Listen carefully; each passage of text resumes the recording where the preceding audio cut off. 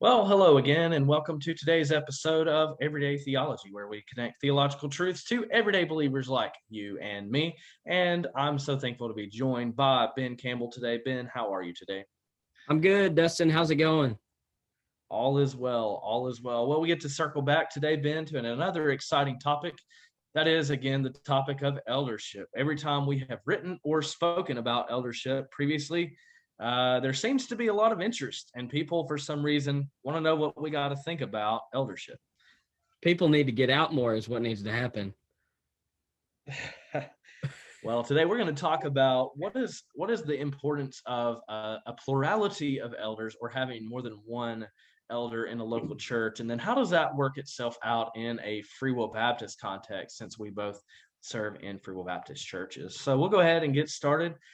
Ben, if you would just kind of give us a brief overview of who is an elder, remind us a little bit about what you wrote in your post previously.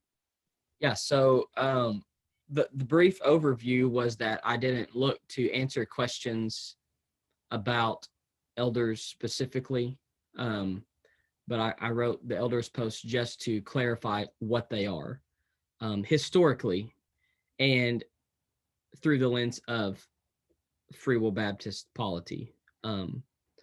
So that was the purpose of the post, was not to, like retaliate an answer from something, or to like write something down that I'd had some conversations about elders and with other guys that would disagree on certain issues. And I, like, it wasn't a thing where I was like, well, I'm going to write a post and I'm going to post a blog post and we're going to do an episode because this is really how elders work. And it's not like that.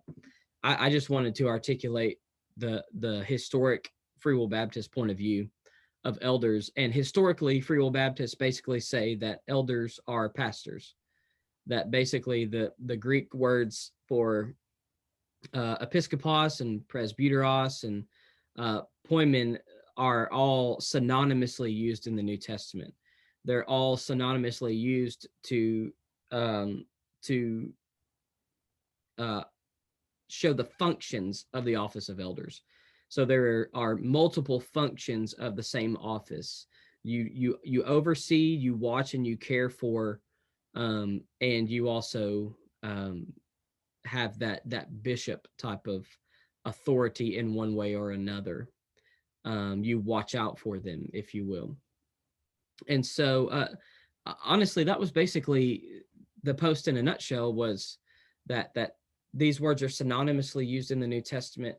And I actually gave a few points of different polities that that are expressed in evangelicalism broadly. Some more mainline and some more conservative, but just to kind of show how broad the spectrum can be.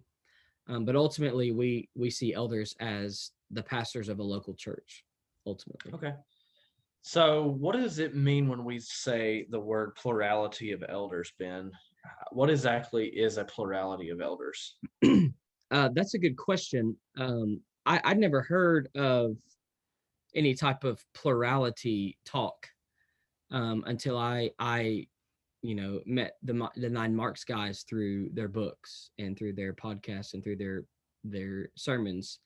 Guys like Mark Dever and Jonathan Lehman and some other men who they with whom they associate. I think what plurality does is it guards against certain misrepresentations of biblical polity. So I think what plurality does is it adds a layer of protection to the church and to the pastoral staff, to the elders, if you will. So where the problem is, and there's a lot of details that come with this. So I'm going to say something that's probably going to get some comments where it's like, yeah, but this happens and then this. So I'm not trying to get into all these details. What I'm saying is, with like a Presbyterian polity, you have teaching elders and then you have ruling elders. Well, so that all automatically makes for a plurality, right?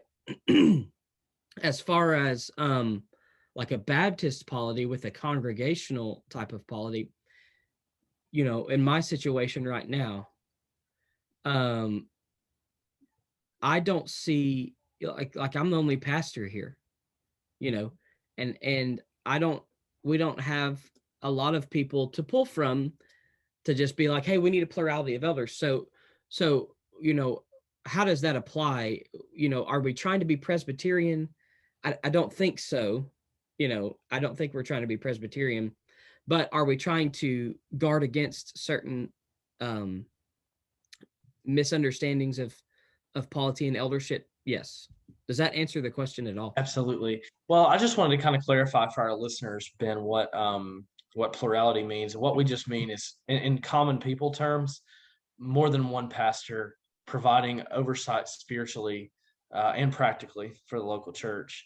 Now, the question that I want to kind of dig into is how can you foresee plurality of elders working itself out in a Free Will Baptist church? Uh, I don't know. I'm still thinking through this. There's not a lot of resources out there with Free Will Baptist polity. There's a lot written on with 9 marks on Southern Baptist plurality. That's easier to do though because Southern Baptists don't have as closed of an associationalism as Free Will Baptists do. They have a more connectional view of polity, maybe something we can discuss sometime. Um, so the issue here then is how do we affirm both offices of elders and deacons, but yet also add the the plurality principle to protect us from tyrannical pastors or anarchy or even a monarchical type of polity. And I think the best way that applies is, the ideal way, of course, is multiple staff, right? Where you have a pastoral team, and you have like a lead guy, you have a youth guy, you have maybe a music guy, discipleship. That's the ideal thing. The problem with that is that the average Free Will Baptist church is is a rural church with about 75 people, which means you don't have the resources to hire 4 or 5 guys as a plurality. And so we're on the other side of this, we're not talking about deacons being the plurality, right?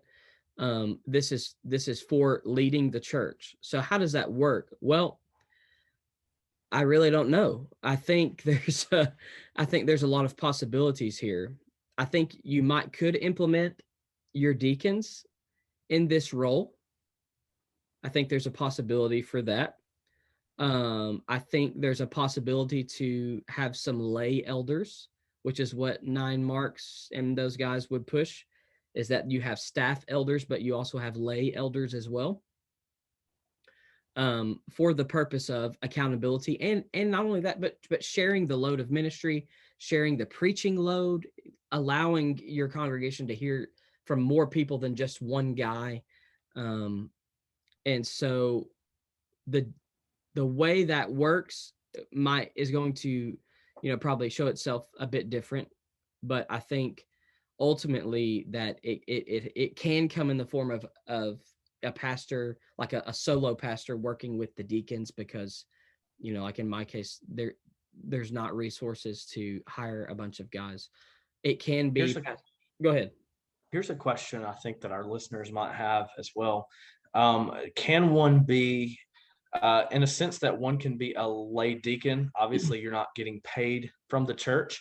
Yeah, yeah. Can one serve on a plurality of elders and be something like co-vocational, or the old language was bivocational, or the new trendy kind of language is it possible for one to be part of a plurality of elders but be employed outside the church? I don't know how that wouldn't be a possibility. Right. I mean, really, you know, deacons aren't employed by the church and they're still in office. Um, Now, it does say that elders are worthy of double honor, you know, if they do their work well. I think Paul tells us that in First Timothy chapter 5. But you know, that doesn't mean that there's a limit to like the way people can do that. What that means, what I see plurality being is protecting our church from, you know, unbiblical polity, but also protecting our pastor from killing himself 10 years into ministry. Yeah, because of burnout. Um, but because pastors are to devote themselves to prayer and the ministry of the word. And a lot of times you can have a plurality of elders or pastors to allow your preaching guy to devote himself to prayer and the ministry of the word. You can have a youth guy to devote himself to the youth by praying and ministering the word to kids, discipleship. You get the point. And so I think that is where the plurality comes into effect, where it doesn't have to just be guys paid by the church in order to like be an elder, right? Yeah. I just don't think we see that. Yeah, I think that's valid. And I think that, you know, as we think about the value, and we've talked about the post Christian church, the post Christian world, the post pandemic world, we've talked about that ad nauseum. But I I'm really nauseous. actually, I mean, even as I say, yeah, even as I say this as an MDiv student, um, even though you and I both are Master of Divinity students, Ben, and we may come to a day where we may have to find employment outside of the full-time ministry, which we Yeah, who knows? should be willing, to do. But like my whole point is saying that I think marketplace ministry is actually promising Sure. because I think it's going to provide a context for you to do ministry that you couldn't do otherwise. Now, I want to come back around to this other side. Some people would say, why do we even need a full-time pastor? And here's what I want to say to those people. Why do we need a full-time pastor in the context of a group of more than one pastor, a Yeah. plurality of pastors or Yeah. elders? Well, the reason why you pay your pastor full-time is because number one, those sermons don't just come out of nowhere. Now they may if he's not worth his salt. Right. But I'm telling you right now, church member, if your pastor is getting his sermons off of sermoncentral.com and I ain't talking about, there's times where their family's been through a crisis and there's been something happen, and you just got to do what you got to do because Sunday's coming. Mm-hmm. But, I'm just kind of speaking against pastoral laziness where, why do we pay a guy full time? The reason why you pay a guy full time is because if he's doing his salt and he's doing his homework, it's going to take him time to prepare a message that not only persuades someone that the biblical text is true, but also motivates them to action, right? And then what does it look like for a team of pastors to work together on something like a preaching plan? I think that's another added benefit of a plurality. Yeah. There's so many benefits here. One of the realities of, you know, the pastor being, again, worthy of double honor is the fact that he actually does steward his time well, and he does devote himself to the ministry of the word, and he preaches well, and he preaches his own sermons. Again, I hear Jared Wilson saying this, and I really do agree with it. If you cannot spend the time to get your own sermons as a pastor, you've disqualified yourself from the only defining factor of what an elder is, and that is apt to teach. I was going to ask kind of a practical question, maybe a little bit too personal. And I understand that each biblical text has a different genre and there's a different hermeneutic approach to each biblical passage. My question, Ben, how long would you say, I think the ordinary church person needs to understand this. How long would you say from the time you pick out a text to the time you start writing a sermon, how long would you say it takes you to prepare your Sunday morning message, for example? Mm. Well, it depends. That's the answer, right? So right now, like I'm preaching through Hebrews, but I've been in Hebrews since January. So I have progressively gotten a little bit shorter because I've been contextually in Hebrews for 6 months. So I don't have to work and do, work background work on the book every time I get into the study. So that has cut down quite, an hour or so. Um, like right now, I just started the process of writing my sermon for Sunday. It's Friday this week. Now I've had little bit of a difficult week because I had a visitation and funeral early this week. I also had an ear infection earlier this week. So, and that doesn't include my Wednesday night stuff as well. So, like right now, I spent 6-8 hours yesterday preparing, meditating on the text, reading the text, making notes about the text. Like here they are right here. So, I mean, that's what I spent doing yesterday, just trying to think through how the text works and make a clear outline. So I'm up to about 6-8 hours right now, and I've not written it yet. So anywhere from 6, 8, 10 hours, maybe 12 if it's a difficult passage. Now there's some times where I'm spending 15 if it's a difficult one, or if I'm not there, if I'm not in a book preaching a book. So it just depends, but no less than 6 to 8 hours at least. Yeah.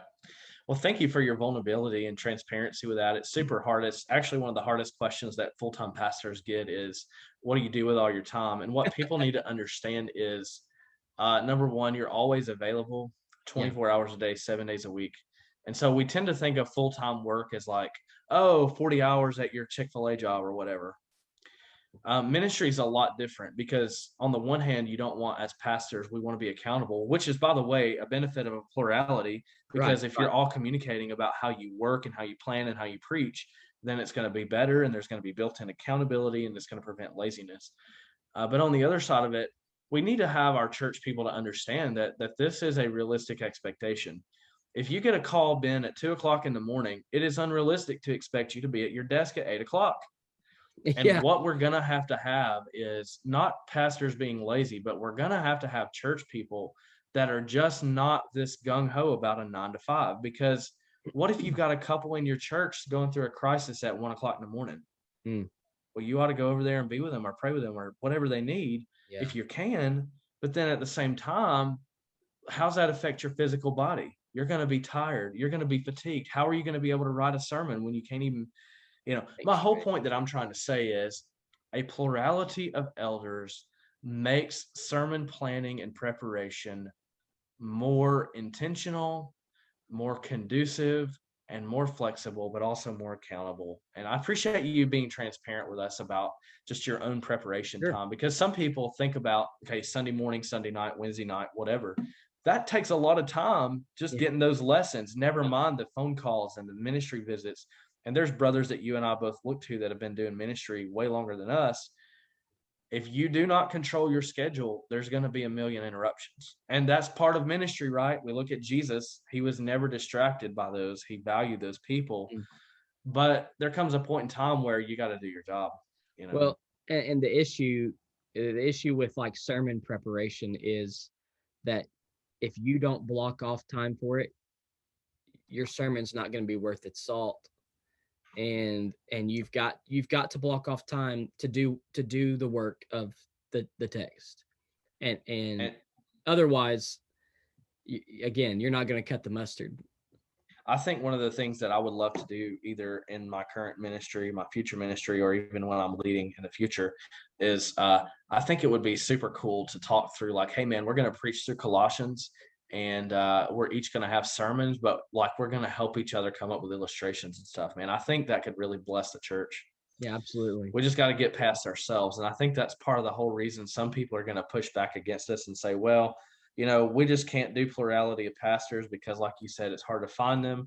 Or the other side of it is they really don't want a plurality because they don't want the accountability and they just don't want to attempt to do hard things.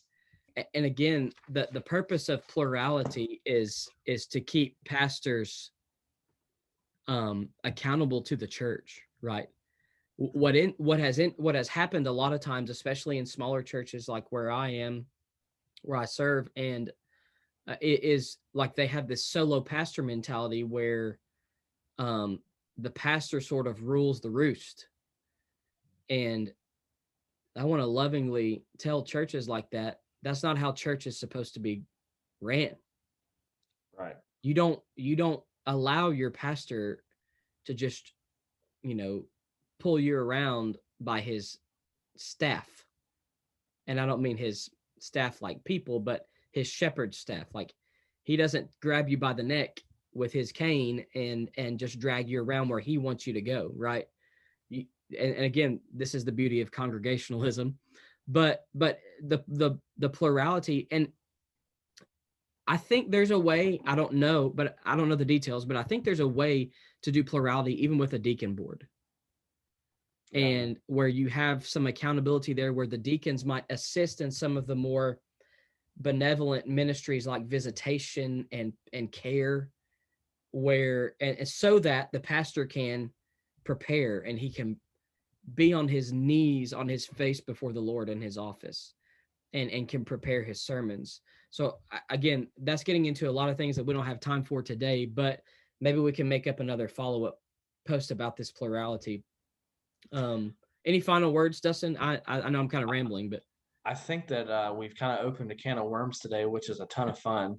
But I yeah, think as we think about the good of the church and the glory of Christ, that's what we're all about here at Everyday Theology. And we're just trying to figure out, is there a different way to approach church government than we have been thinking? And have we possibly gotten stuck in our ways? And in what ways can we allow the Spirit to do something new with us in our time? So yeah, great conversation, Ben. I'm not sure that we covered much, but I think we scratched the surface a little bit. yeah, for sure. We definitely answered the question, what is plurality? So, hey, dear listener, thanks for listening to our podcast at Everyday Theology. Look us up on Facebook, like us, subscribe, so that you can get notifications. Click the bell on YouTube, so that when we release content, you can be the first to see it. And we pray that this content reaches you with God's truth and for His glory.